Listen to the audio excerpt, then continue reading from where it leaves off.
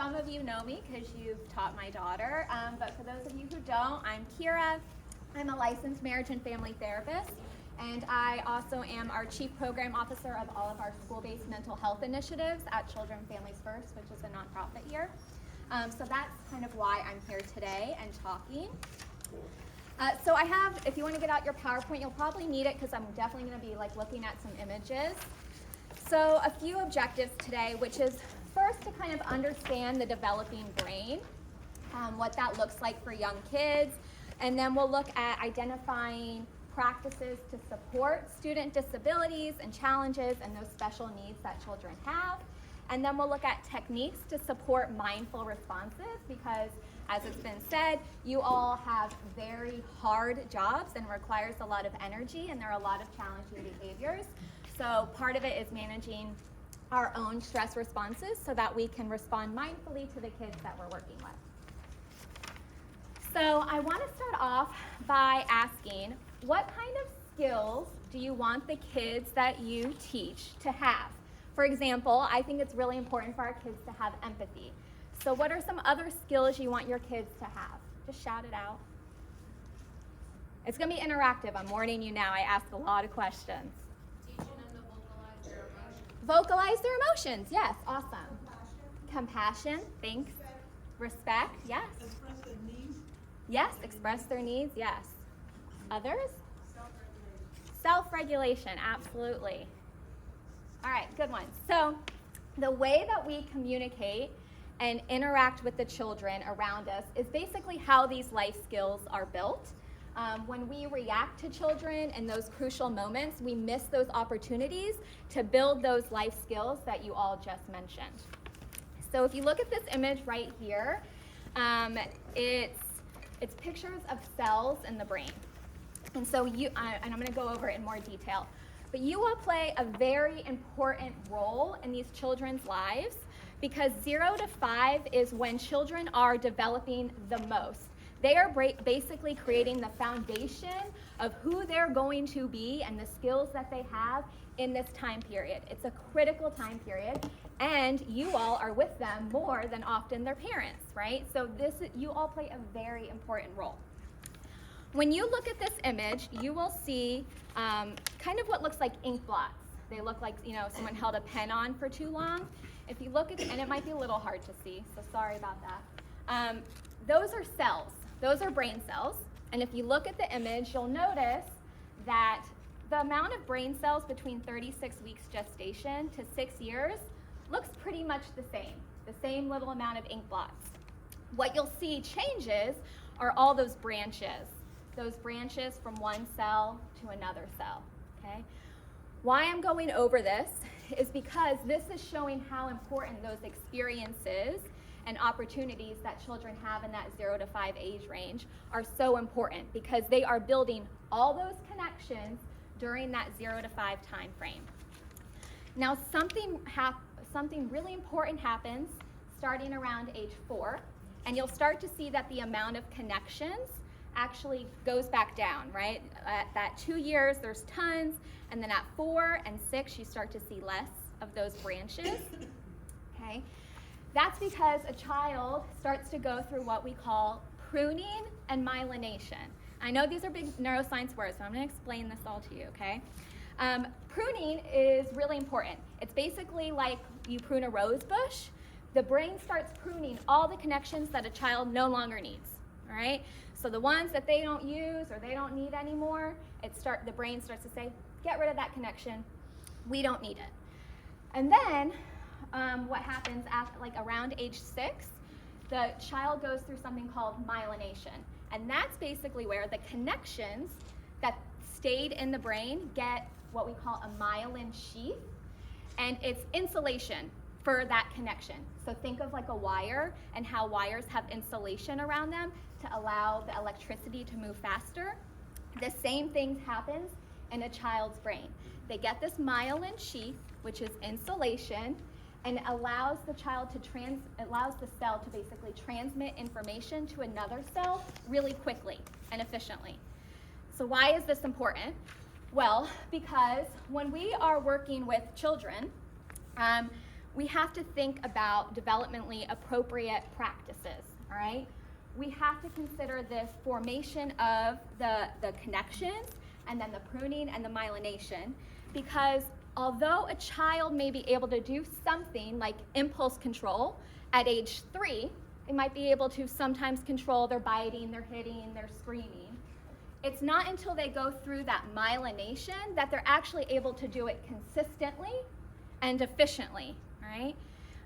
So that's why it's so important, because the 3-year-old's not going to be able to do what the 5-year-old does, and the 3-year-old's not going to be able to do it as good as the 5-year-old.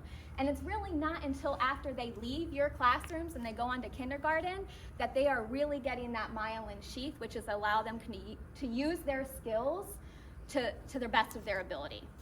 So we're actually going to do an activity. So does everyone have a pen? If you don't have a pen, maybe borrow one from someone. If you need a pen, I have 2 up here. Who needs it? 3. Oh, we have 3. Okay. Sorry, Okay, if you don't 4. have a pen, you'll 4 have to here. imagine. Ooh, sorry. Who else needed one? No, we're good? Okay. Do you need a pen? All right, so everyone has a pen, and I just want you to write your first and last name down on your paper.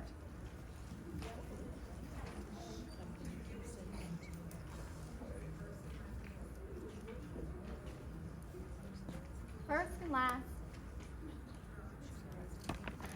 Okay, I already see people looking at me. That was simple, yes? Easy peasy. Okay, now I would like you to write your first and last name with your non-dominant hand.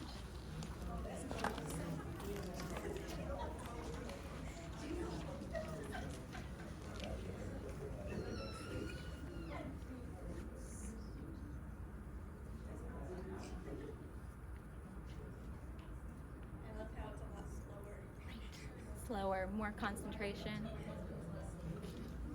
I hear giggles. I do it better.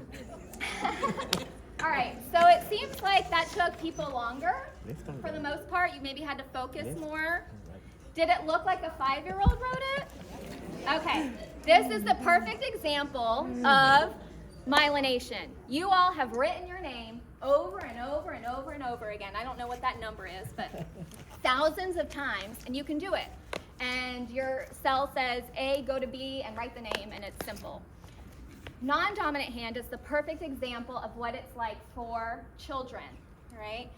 Their connections are just building, and they don't have that myelination, that myelin sheath, to get them to do it efficiently, quickly, or all the time.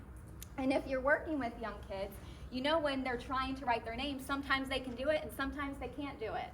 And sometimes they get confused, and that's that perfect example. But it's the same thing with behaviors, right? It's the same thing with controlling themselves and that self-regulation. Further kind of going on to talking about the brain, because all this will kind of lead up to when we're talking about special needs, we kind of differentiate the brain between a downstairs brain and an upstairs brain, right? We all have this. Our downstairs brain is our oldest, most primitive brain, right? It is in charge of our most basic functions: breathing, heart rate, reproduction, digestion, blinking. Basically everything that happens at an unconscious level is happening in our downstairs brain. We also in our downstairs brain houses our very strong emotions: fear, anger, love, downstairs brain. And then also there's something called the amygdala, which is like a little almond-shaped piece in your brain. And your amygdala is in the downstairs brain, and it is your smoke alarm. It alerts you to life-threatening events that occur around you, stressful events.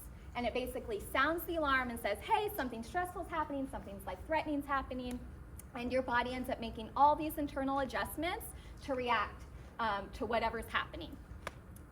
Our upstairs brain is our human learning brain.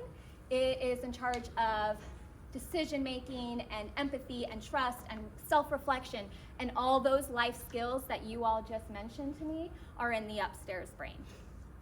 Also something in the upstairs brain is something called the pre-medial cortex, medial prefrontal cortex, and we're just going to call it the watchtower.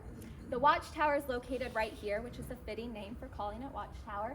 And one of its jobs is to regulate the downstairs brain, to regulate that smoke alarm. So what does this look like in real life? So I'm all going to assume that you've driven before, you either drove here, you've been in a car, and you have had the experience of almost getting into an accident. Someone cuts you off, someone's not paying attention, you have to honk your horn, whatever. You've had that experience, and you might have noticed that you tightened up on the steering wheel, your heart started pounding really quickly, you might have cursed, given the middle finger, whatever it may be, right? And that happened because your downstairs brain was in action. What happened was your amygdala said, I'm sensing something life-threatening, it sounds the alarm, your downstairs brain comes out, it makes all those internal adjustments, you do the cursing or whatever because those are your strong emotions are housed in your downstairs brain. But what also happens in that moment is when the amygdala sounds the alarm, it hijacks the upstairs brain. And I say hijack because that's really what it does. It literally blocks connections to your rational, logical, decision-making brain. And it does that because in life-threatening situations, it does not want you to weigh pros and cons whether or not you should run away from the bear or fight the bear. It just wants you to make the decision as efficiently and quickly as possible so that you can survive this life-threatening event. So what happens is when you're in that, and you're almost in the car accident, your amygdala sounds the alarm, but then no accident occurs, your watchtower then says, whoa, whoa, amygdala, everything's fine, you can go about your day, and there you go, you drive on to work and you kind of forget about it, okay? That's our basis of our safety response in ourselves, and this is true for all of us. So it's true for our children, it's true for us. So again, we'll hold on to that when we go back to talking about challenging behaviors. What's interesting about a child's brain is that we are born with our downstairs brain. We have it with us from birth. It's what allows a baby to cry when it's wet or hungry. What a child does not have is their upstairs brain. The upstairs, rational, human, learning brain does not come online till around ages 2 to 3 years old.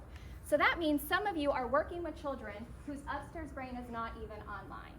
And so if you're asking them to do any of those life skills that we talked about, it's going to be a really, really, really hard to do because it's not online.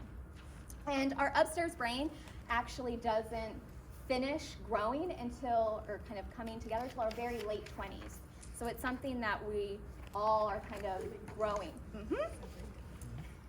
Now, I also wanted to mention, I know some of you are at the youth center.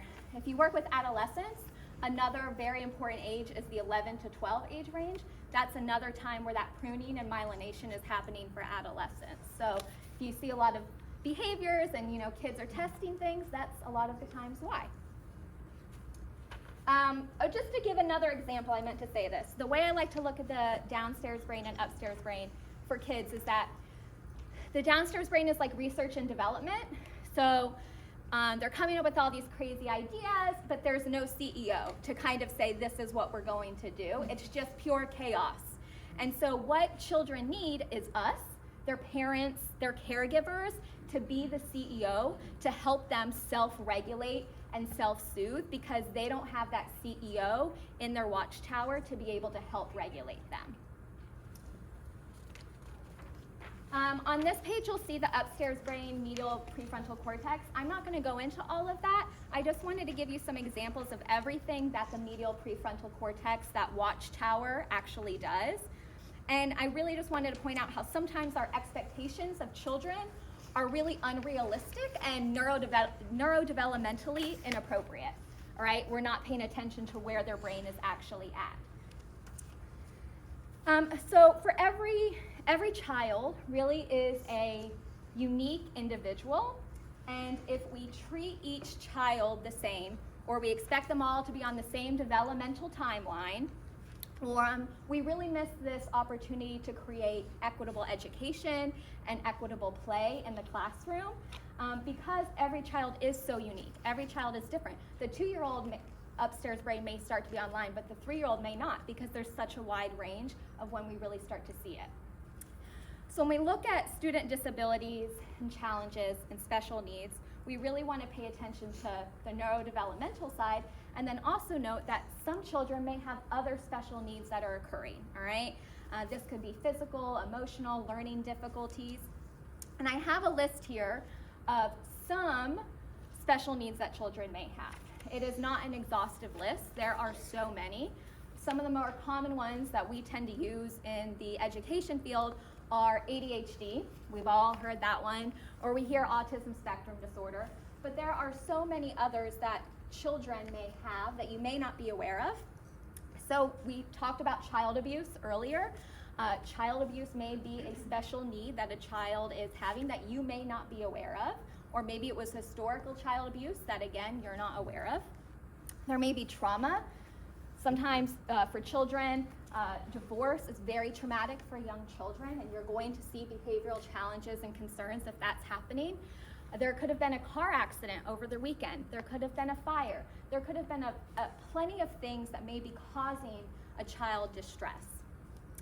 There are also mental health concerns. So we know that children can experience mental health concerns like anxiety and depression at a very young age. Children who have social anxiety may be really shy, may present as picky eaters even. They may not want to be involved in any peer activities. They may not adapt well to any changes that happen in the classroom or that may be going on in just their life. Children may experience depression. We even know that young kids around age 5 even have suicidal tendencies sometimes. And so it's important to pay attention to these and when you're in this classroom. There's also medical concerns. Asthma, someone may be diabetic, someone may have cancer or have allergies, and those are, again, special needs. We have parental separation. You all work on a military base. For children, a deployment is a huge, huge trauma, all right? No matter what we do to help them be resilient, it is a huge trauma for them to be separated from a parent. And that child is going to have a special need, and we have to look at it as a special need. If a parent is away for long periods of time on a TDY, that is going to impact the child. We also have physical differences, so some children may have an extra finger, or they may have an amputated limb, and again, that's going to impact how they present into the classroom, how they do activities. Sensory processing disorder is one that we don't always hear about, but it is a collection of challenges around the senses. So someone who may be, again, picky eating due to textures, they may be really sensitive to loud noises. It may be something to do with touch. So a feeling that they have, they may not like being touched, and that could set them off. And we're not thinking about sensory processing necessarily in that time. But again, paying attention to some of those things and then communicating it with your director to get that support. And then there's also speech, language, stuttering. What's important to note is that we may not know that they are experiencing any of these yet. And part of the difficulty is knowing whether it's typical, because it is typical for children to have challenging behaviors, the tantrums, the biting, the hitting. It is normal, right? But so what's not normal, what's not typical can be sometimes harder to differentiate. And that's when you can kind of know, did this happen all of a sudden? As it was said earlier, maybe there's something going on in the household, and then that would be helpful for you to know so that you can better address in the classroom. And other times there is something else going on that's going to need the inclusion specialist or someone else involved to be able to say this individual child needs a referral out or something else is happening.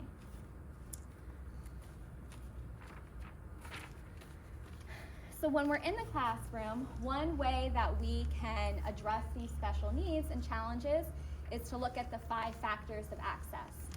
So this is one way that we can help support children, is by looking at these 5 factors and kind of brainstorming really about ways that we can support the child.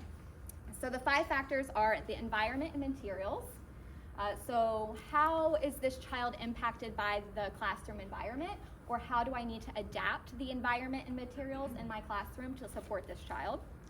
Group activities, looking at group activities, play and peer interactions, communication, and then also family connection. And we're going to use both of these to kind of go back and forth. And we can look at those 5 factors while addressing what we call SNAP. So we're going to look at the skills and strengths of a child, the needs of a child, the adaptations, and then the partners that can be involved in this process. So I'm going to give some ideas of what this could look like. Some children who have, let's say, autism spectrum disorder can get really focused on particular items. I'm going to use the example of dinosaurs. If a child has autism spectrum disorder and they really love dinosaurs, and we are discussing counting, then I can look at my environment and my materials, or even kind of my group activities, however you want to categorize it. And instead of, let's say, counting with marbles, I'm going to use the child's strengths of dinosaurs and use dinosaurs as a way to do the counting with them, right? So I'm looking about how am I adapting these group activities or this environment to help support the child's skills and strengths. Looking at needs. If a child struggles with a fine motor skill disability of some sort, and they can't turn the pages of a book like all the other kids can, then perhaps you glue popsicle sticks to the pages of a book so that they feel empowered and can turn those pages by themselves. Again, that's an adaptation that you're then making. You're looking at the environment, you're looking at the materials, you're looking at a need this time using that SNAP to see how can I improve inclusion and access for this child. Adaptations, let's say I don't know if this is if you have children who have some of these needs in your classroom, but let's say there was a deaf child, then maybe when it comes to adaptations and communication, you're always positioning yourself, you're always being aware of positioning yourself so that the child can read your lips or can see the pictures of a book. So there's just small adjustments that we can make looking at these access points. And then also partners. There are a lot of resources in the Delaware area and specifically in the Dover area, so what kind of partners can help support this child? An important piece of inclusion is that they should be universal adaptations. So if I'm making a book with popsicle sticks, I don't just make one book and only let the kid who needs it have access to it, because then it becomes stigmatizing. So when you make these adaptations, they're universal. Everyone has access to them, even if they are made for one child. And oftentimes the kids might look at it, but they're gonna like turning the page by themselves anyway, all right? But we don't want anything to ever become stigmatizing. And also, if one student has it, then that creates behaviors and challenges because the other kids start to get jealous and don't quite understand why one kid gets something and they don't. When we don't treat each child uniquely or have developmentally appropriate practices, you're going to want to go this one, we don't consider the specific needs that children have and ways that we can change the environment and materials in the classroom to support them, we are more likely to see behavioral challenges in the classroom, all right? And so what you'll see here is the green, this is the regulated zone. This is where we all want to be. We call it optimal arousal. We all have a little bit of stress. A little bit of stress is great. It's what helps us get through the day. And we want to be here, or we would do nothing. We would be very unproductive. And so I just take notice for yourself what it feels like when you feel regulated. Like when you feel just content, no stress, right? If I think about myself, I know I'm more patient, I'm happy, I feel like I can do so much during my day. So just think about that, what that looks like for yourself. It's the same thing with kids. Kids have an optimal arousal regulated zone. Again, shout out, what does it look like when kids are regulated? When they are in this like green optimal zone, what does this look like in kids? I can start us off and give an example. So they may be really receptive to learning during circle time. That may be one example. Others, how do you know a kid is, they're just good, they're just doing their thing? More focused. They're more focused, yes. Longer attention span. Longer attention span, yes. Anyone else? They're what? Independent. Yeah, they're just independent. Yeah, they're not, yeah. Yeah, they're usually bright-eyed. Their movements are reflective of what's going on in the environment. Their tone of voice is reflective of what's happening. And again, they're more focused. They're able to concentrate. Then a stressor occurs.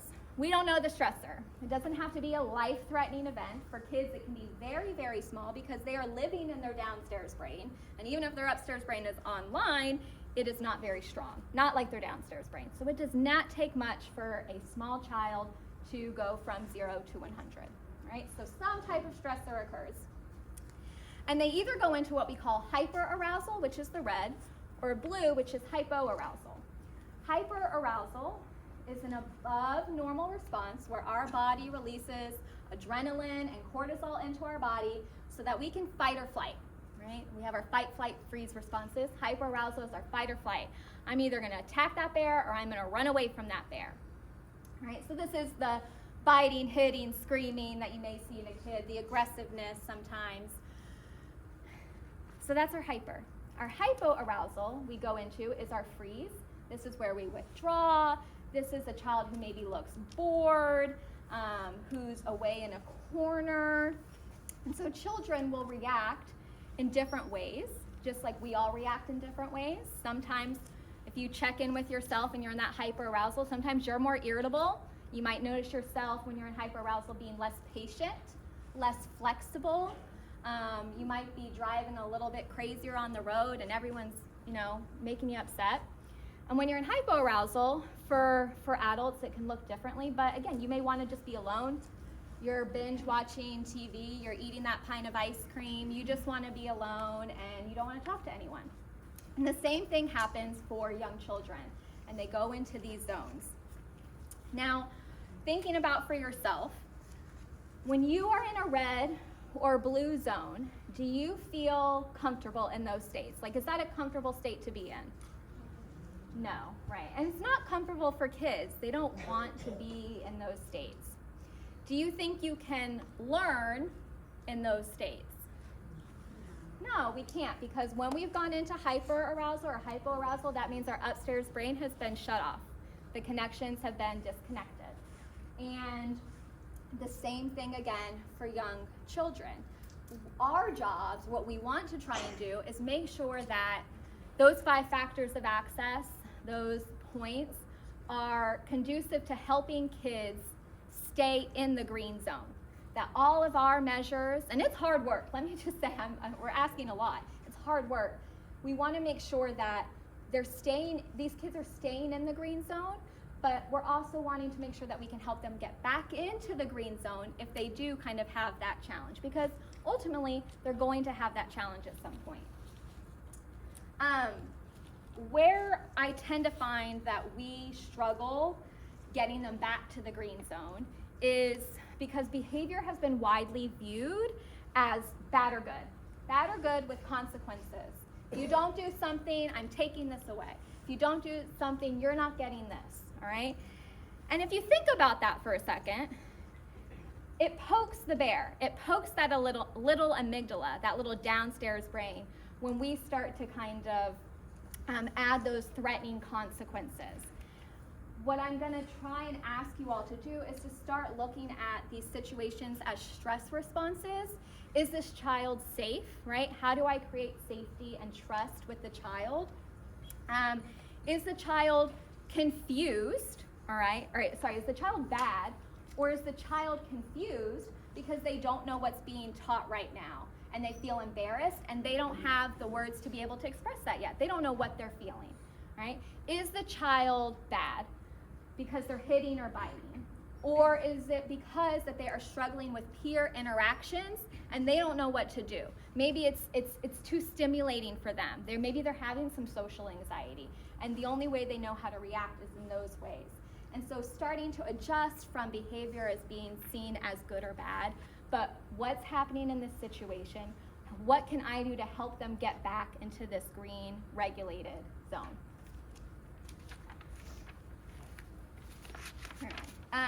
So in order to be able to help children, we have to respond in a way that's not going to poke that bear, right? We have to respond in a way that is mindful And that can be hard to do when we ourselves are very stressed, right? When we are stressed and we are in those hypoarousal zones, more likely the don'ts come out. Don't do this, don't do this. And again, that pokes the child more. They're not going to get into a green zone that way. We're going to do an activity again. This one is going to require you guys to get up and move. I'm sorry ahead of time. We're going to do, it's good for us to get up, right? We're going to do a little activity just to see what this feels like for kids. Now I'm going to give an example, so we're going to test this out, all right? So you're just going to follow my instructions and do whatever I tell you to do, all right? So this is a test. Don't clap your hands. What would you do if I say don't clap your hands? Clap your hands, yeah. But I'm going to expect you guys to actually do it, okay? All right, so we're just going to follow. Don't put your hands by your side. Good, yeah. Okay, don't sit down. Hold y'all. Don't close your mouth. Don't look at me. Don't stand still. Don't stand up. All right. My knees. Y'all did good. Okay, how did that feel? Huh? It felt wrong. Yeah. Did it feel like harder to do? Okay, yep. All right, now I want you to try this one with me. Stand up. Oh. Yep, follow instructions. Stand up. Stand up, please. Raise your hand. Open your mouth. Close your mouth. Put your hands down. Clap your hands. Okay, y'all can sit. How did that one feel? It felt better, right? And that's all the way we like to talk about. When we say the don'ts, the reason it pokes the child more is because not only do they have to stop, okay, wait, what do I have to stop doing? And then they have to think about what they have to start doing. So it's like a two-part process instead of we just tell them what we do. And we like being talked to like in that way, but when we are stressed and we are in something with the kiddo, that don't tends to come out. If we are just up in that hyper-aroused zone, because sometimes we will be because we're human and we're working with young children, those don'ts come out. And so that's just one example of how important our language, our tone of voice, and our communication with children can help them get back into that regulated green zone versus increase their behaviors and getting them further away from that green zone. All right, so one way, the best kind of way to alleviate not so good behavior is through praise, through telling them to do more of what we want them to do. I won't go over this too long because I think maybe praise is going to be talked about later. But we just want to catch children being good. Negative attention is still attention. So if the only time you pay attention to a kiddo is when they're doing something wrong, they're going to keep doing that behavior because that's the time that they get attention, right? And that might be the only time they get attention in their house too, right? And so that starts to kind of bleed over into your class. We want to catch them doing well. It tells them to do more of it. Kids, again, as we heard earlier, like to please the adults around them, right? And so we want to catch them. When you're using praise, look at their name, go to them. Don't just shout it out across the classroom. And I know sometimes that's easy, but actually going to them is really helpful, and looking in their eyes is a bigger impact than just kind of yelling it across the room. And be specific. Great job means nothing. You did such a great job at listening today during circle time. I really appreciated it. Or you all were listening so well and I felt so respected. Whatever it is, you want to be specific with what the praise is. No matter the praise that you do, no matter the preventative steps you take, if you go back to that SNAP or those 5 factors of access, no matter what you do, there are still going to be times that you're going to have challenging behaviors because maybe a disability is undiagnosed, or maybe it is diagnosed, but there's still going to be concerns. Maybe there's a stressor that's going on at home that you don't know about. Whatever it is, there's still going to be times where a child is going to get out of their optimal arousal. And so there are ways that we can help diffuse situations, and I like to kind of remember it by the 3 R's. So we regulate, we relate, then we reason. So first we regulate, because as I said before, young children don't have that CEO up in their upstairs brain. They need us. So we have to model calming our nervous system, and we have to help soothe their nervous system. We have to refrain from threatening consequences at that point. When a child is escalated, we have to refrain from using it because their upstairs brain is offline. They are not listening to you. They're not listening to that part. And if they are listening to it, you are poking that little amygdala that is not going to help them calm down. You also want to refrain from logic because, again, the upstairs brain is offline. So first we regulate. We take deep breaths with them. Maybe a child needs space. Some children like to be gone to. Some children need a little space. You want to find out what helps each child get back regulated. So first we regulate. Then we relate. Then we provide empathy. Kids need empathy. We don't want to take things personally with these little young kids. I know sometimes it's hard to do, but we want to provide empathy, validate the feelings. I can see how frustrating this is for you right now. We really just want to relate to them in that moment. Then, once the regulate and the relate is done, then you can go on to the reason, because at that point their upstairs brain is back online, and now we can help kind of support them through what happened. And we can say statements like, help me to understand what happened, let's figure this out together. And we want to note that the reasoning, again, is not about the consequences. The reasoning is about what skill was that child missing in that moment, right? What happened? What life skill, go back to those life skills that you said earlier, what life skill was missing and how can I support that? So if the child was biting or hitting, the skill I want them to learn is regulation, empathy, building healthy relationships. So whatever I do with them at that moment is going to help try and build up those skills, right? If we do just the consequence piece and we don't include the life skill piece about what they need to learn from the situation, we miss the opportunity to help build those experiences and those life skills.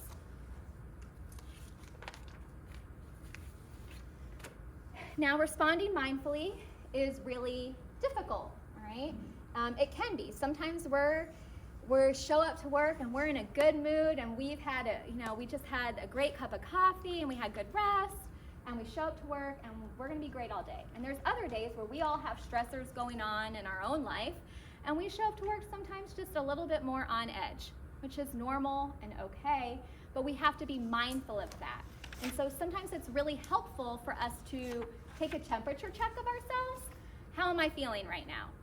Am I feeling in the green zone, or am I coming in a little blue? Am I coming in a little red? And just do that when you walk in the door, because just doing that will help you be able to respond more mindful because you're paying attention to it. It can also be helpful to take a temperature check of the kiddos in the classroom, right? When a kid walks in the door, you can think, are they coming in blue? Are they coming in green? Are they coming in red? Are they coming in hyperarousal, stress? They're already kind of a little on edge. Or are they coming in, they're shy and they don't want to be there and they're saying, I don't want, anyone around me. You can already start to identify, all right, some of these activities today might be a struggle for them, or I need to help them get back into the green zone. What can I do from the beginning, right? So just doing those little temperature checks for yourself and for your kiddos at the very beginning of the day is one way to support that. Also, for responding mindfully, just take a few breaths. It's okay to sometimes, just take a minute before responding. If you have another teacher in the classroom, tap out sometimes. Just ask the other teacher that you need to switch what you're doing, or you need their support so you can walk away and take that break. That's perfectly normal and natural for us to need to be able to tap out of situations. Allow the child to talk before agreeing or disagreeing with them. Don't get into a power struggle with the kiddo. Sometimes it's really hard not to do. but we want to really try to refrain from that so that we can respond in that mindful way. And then also just get on eye level and communicate with them. It can be really anxiety provoking for children in a stressful situation for us to stand above them and keep talking to them. And it makes a huge difference when you get at eye level or even below eye level, because it's a non-threatening stance. And so the child is likely to start calming down just a little bit, rather than if we keep talking to them from this stance. So on the other kind of pages, I have I'll kind of go over them. There's some techniques to try. So breathing is a really important way that we can calm our nervous system and get back into that green zone. This one is called box breathing, and basically it just involves you kind of thinking about making a breathing box in your mind. You breathe in for 4 seconds, you hold it for 4 seconds, you breathe out for 4 seconds, and then you hold again for 4 seconds, and you repeat that 3 to 5 times, or how much ever you need. And again, it helps kind of regulate yourself. There's another activity that this one I'm actually going to demonstrate with you. And so I'm going to ask for you to get into a comfortable position. You can put down your papers for a second. You'll get a little mini break. So when we are stressed, adrenaline and cortisol is released into our body. Those are our stress hormones. You've all heard of maybe oxytocin, the love hormone. Yes. It's often talked about how, children and moms have that kind of oxytocin release that happens. We often think that oxytocin has to be released by others touching us, but it can happen for ourselves. And oxytocin is really important because it is the antidote to cortisol. So, it's the vaccine to it, right? So that's what we're going to do, is we're going to practice a way to kind of help regulate ourselves back down and get rid of some of that cortisol. So if it feels comfortable, I'm going to ask you to close your eyes. If it doesn't feel comfortable, you can just allow your eyes to gaze at a point in front of you. And I want you to take a few deep, long breaths, just at your own pace, where you should feel your belly kind of really go in and out.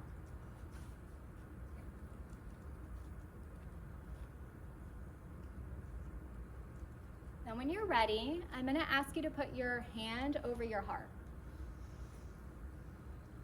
And I'm doing it too, so if you need to open your eyes to look at me, you can. And I just want you to keep breathing.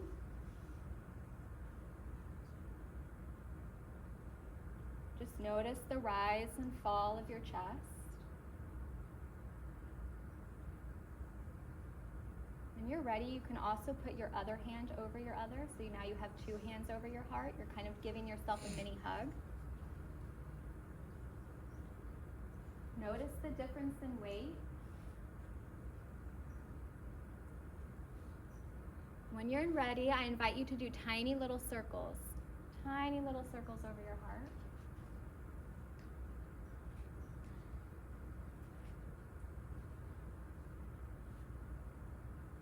Just keep breathing. Linger with that feeling for a second. When you're ready, you can open your eyes and be done. Okay, how did that feel for people? Huh? Soothing? Good. Soothing. I saw someone yawn. Okay. So that's obviously an activity you're not going to be able to do in the classroom. But if you have a bathroom break, or you're having your break, that could be something that you do to just help regulate yourself back down. And you can also do it with the kiddos, right? You can do these activities with kids in the classroom. Model it for them, right? It all seems like we need a break right now, right? And so doing it together. There are a lot of activities out there to help regulate ourselves. And it's important to find ones that work for you. Those 2 happen to be my favorite ones, right? But there are so many out there, and you're going to find that maybe you did this and it didn't work for you. It made you more anxious, and that can happen. There are sometimes I do breathing activities, and I'm like, ooh, that made me more anxious. That was not helpful. So it's about finding ones that work for you and testing out so that you have tools in your toolbox that you have, so when these behaviors or things are coming up, or you're feeling overwhelmed because you're doing everything to support this child who has special needs in this classroom, and it feels like nothing is working, and being able to take care of yourself is so important. On the other page is the body scan meditation. We won't do this, but this is a really simple one to do in the classroom, and it's been proven to be really helpful in reducing stress. And all it involves is basically just asking yourself, what am I feeling? Like, what is the emotion that I'm feeling right now? Where am I feeling it? And that's the important piece, is like not just the thinking about the emotion, but connecting it to the body. So where am I feeling it? Is it in my stomach? And why am I feeling this way? Just those 3 questions. What, where, why? And checking in with yourself throughout the day is a great way to be mindful of what you're experiencing so that you can respond mindfully. And I was going to say something and it just completely lost me. Oh, doing it once an hour, I know, kind of like checking in with yourself, once an hour has really been proving. They've seen it in like research consistently, really makes a drastic difference. So if you are looking for a New Year's resolution, you could perhaps start trying to do something like that to see if it's effective.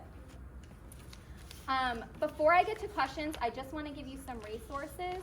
So the first is resources for providers. These are all really great books. Beyond Behaviors is a fantastic book about how we look at behaviors traditionally in society and how to kind of adjust that. Zones of Regulation is a way to start looking at kids' behavior differently. And so are they in the green zone? That means, are they regulated? Are they in the yellow zone? That's really silly. They're feeling really silly at that time. Or is it red? They are aggressive. Or are they blue? They're really withdrawn. That's Zones of Regulation is used a lot in K through 12 education as a way to kind of do temperature checks with kids. Whole Brain Child is a fantastic book. Breathe Like a Bear, and maybe you guys have some of these books too. I don't know. have all of these books in my office. You're more than welcome to borrow them and use them. Breathe Like a Bear is so fantastic. It has so many age-appropriate activities for children to, like, let's say they're in the blue zone, you know, the withdrawn, kind of frozen zone. It has activities to help them get more energetic and bring them up to the green zone. It has activities for the kids who are in red to get them into the green. It just has so many great breathing, movement, exercise. So that's my personal favorite. Resources for parents. You know, sometimes I do this with families, and so but I left this in here because some of you I know have are parents, but also they're just good even for teachers. How to talk to kids so kids will listen, and listen so kids will talk. If you have a young child or adolescent, that is a great book. It's helpful for kids too. 5 Love Languages, The Yes Brain, No Drama Discipline, kind of goes to what some of I was talking about how discipline has really been about those consequences again, and better ways to discipline, which discipline actually means to teach. And then resources for self-care. We know that teachers can be impacted and can experience what we call compassion fatigue. If you haven't heard of that, it's basically you provide so much of your energy throughout the day that sometimes you run out of that compassion, and it's completely normal, and we see this in a lot of helping professions. And so some of these books are really helpful at kind of giving you a way to journal or to learn about how to better take care of yourself, because we often know that we don't just leave what we do at the workplace, we often can bring it home. And so those books are really great resources. And then I have, if there's questions, I'm happy to take questions.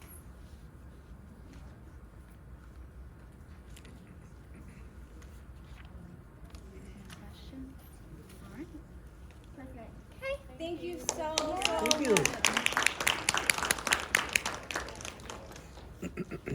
Okay, next we are going to do positive guidance. Unfortunately, Miss Misty is